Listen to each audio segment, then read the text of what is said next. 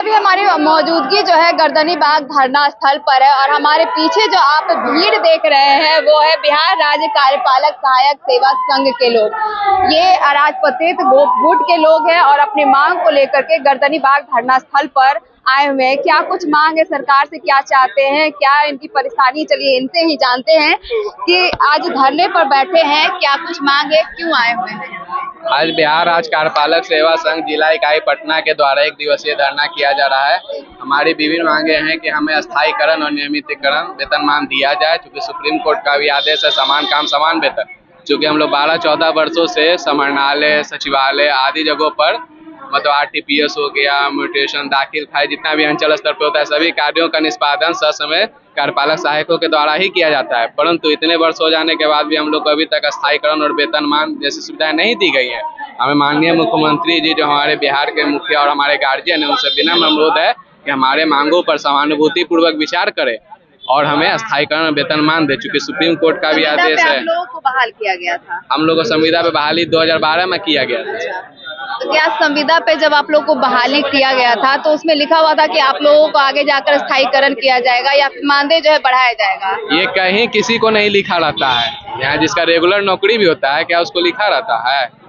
सरकार तो यही कह रही है कि जब हम बहाल नहीं करते तो फिर हम उनको मानदेय कैसे बढ़ाएं, परमानेंट कैसे करें। तो इस सरकार खुद न पूछे। जब DM की अध्यक्षता और DDC की अध्यक्षता में जब गठन हुआ और लोगों की बहाली हुई, तब उस समय कहाँ थे सरकार को पता नहीं है। जब वेतन दे रहे हैं, जब फंड रिलीज कर रहे हैं वित्त विभाग से, तो उनको पता नहीं है कि कार्यपालक सहायक कौन है।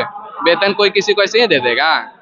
बहाली हुई है तो वेतन तो देगा ही ना। तो देगा तो बहाली हुई ना, तो बहाली तो हुई, लेकिन परमानेंट तो नहीं ना हुई। तो उसी को करने के लिए ना हम लोग धरना कर रहे हैं। हमारी लड़ाई 14 से चल रही है, 2015 से चल रही है। आगे की क्या रणनीति रहेगी? आगे की रणनीति अब आगे हम लोग फिर माननीय मुख्यमंत्री जी नहीं सुनेंगे तो चुनावी माहौल है, हम लोग आगे फिर धरना करेंगे, फिर अनिश्चितकालीन हड़ताल करेंगे। सरकार की महत्वपूर्ण कांक्षा है, अभी आपका महाअभियान चल रहा है, राजस्व का सब रुकेगा।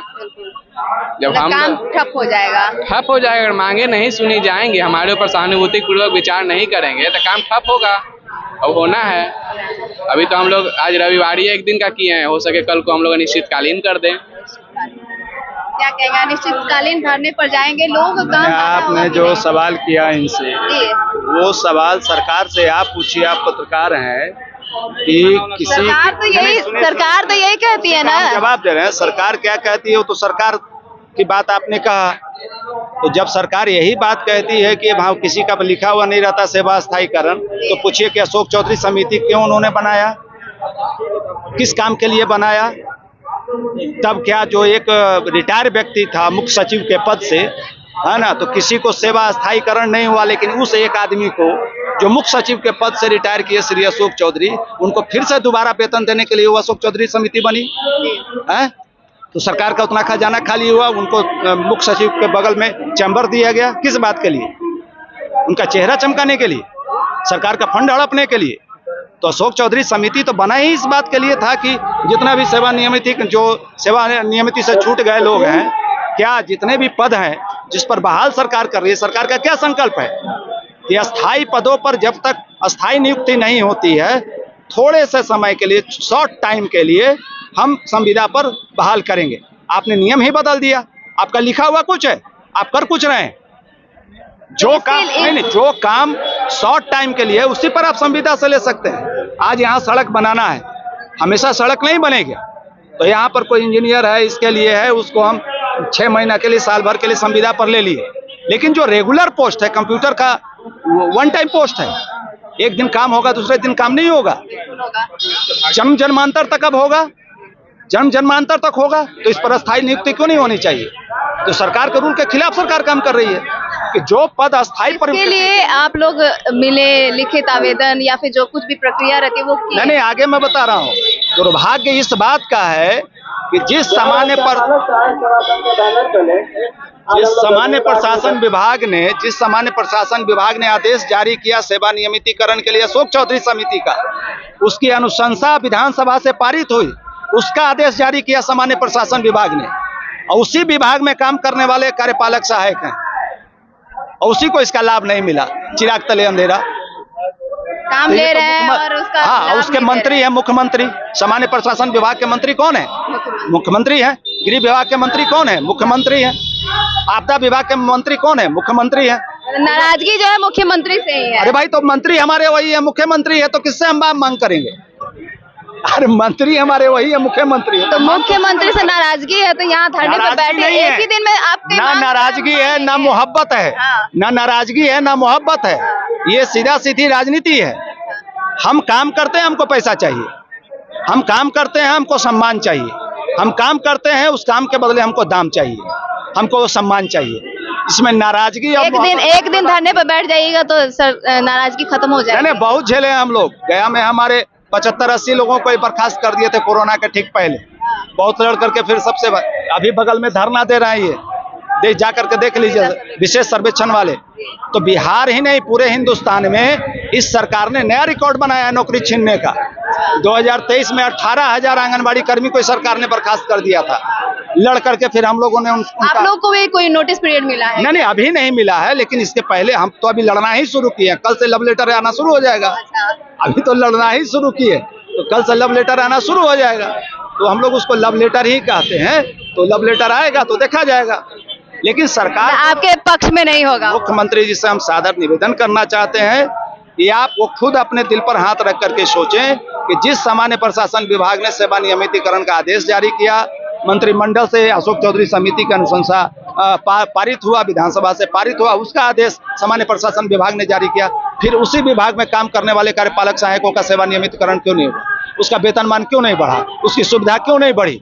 उसको छुट्टी उसके कर्मचारियों को, महिला कर्मचारियों को क्यों नहीं मिलेगा? बाकी सब सारा लाभ क्यों नहीं मिलेगा? तो सेवा संवर्ग का गठन करेंगे कि नहीं करेंगे? काम करने के बाद रिटायरमेंट जाएंगे तो इनके हाथ में एक फुटी कौड़ी आप नहीं देंगे। 60 साल ये नौकरी करेंगे, राशन कार्ड ये बनावे, म्यूटेशन का काम ये देखें, DCLR के यहाँ कलरगिरी ये करें, जितना भी जातीय आवासीय इनकम और क्या क्या है सर्टिफिकेट सारा ये बनावे। तो बिहार दूसरे को लाभ देने वाले को कोई लाभ नहीं। लगभग 100 तरह का काम ये करते हैं।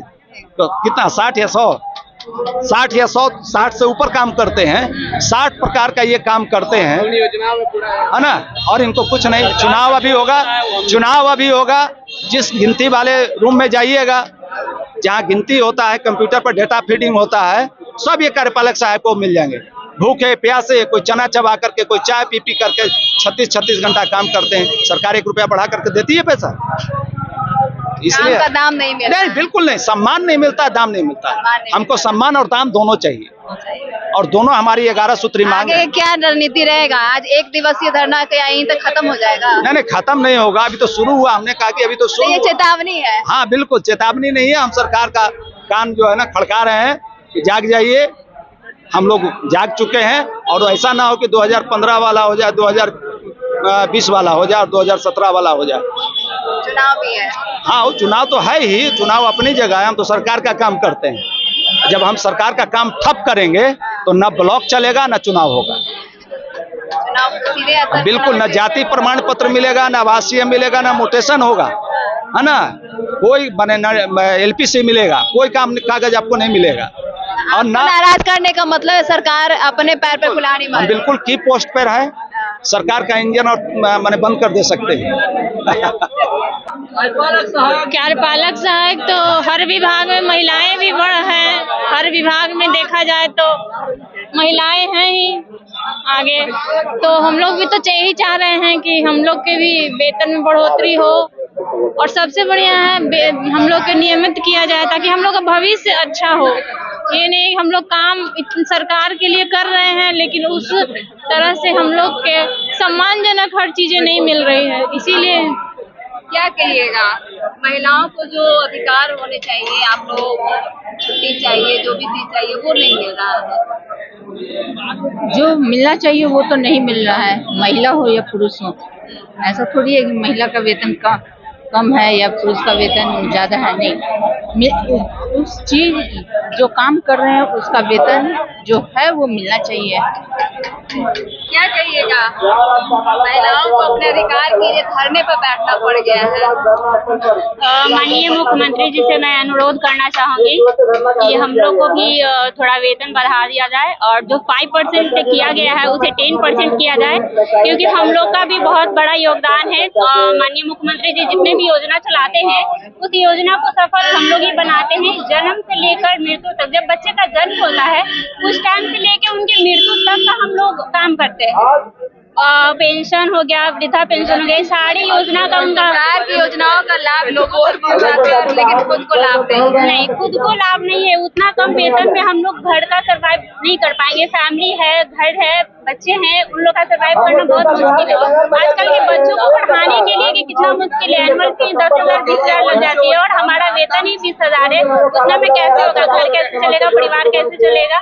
इसके बारे में भी माननीय मुख्यमंत्री जी को सोचना चाहिए और उनसे अनुरोध करती हूँ कि हम लोग के बारे में वो सोचें और वो सबके बारे में सोचे तो हम लोग के बारे में वो जरूर सोचेंगे, ये आग्रह करती हूँ।